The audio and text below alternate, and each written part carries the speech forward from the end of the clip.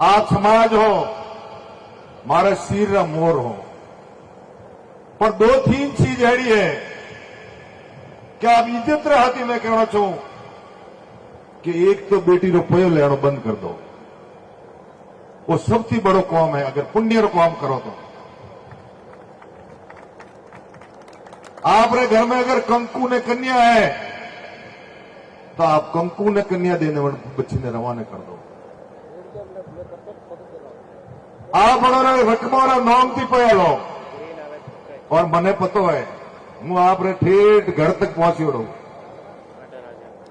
क्योंकि मैं पूछू जरा कहे साहब मोरे मेहंदी रा पया लीधा ने रकमोरा पया लीधा पर अन्ने भी धीरे धीरे बंद करो। अण वास्ते बंद करवारो कहूं कि आज दिन तक मनक धर्म पढ़ना आवे और आप में भी कई लोग एड़ा जो मैं पूछू छे कि साहब धर्म पढ़ना एक पाड़े धर्म पढ़ना ने महिला खूणा में पया लीधा वो नुकसान है।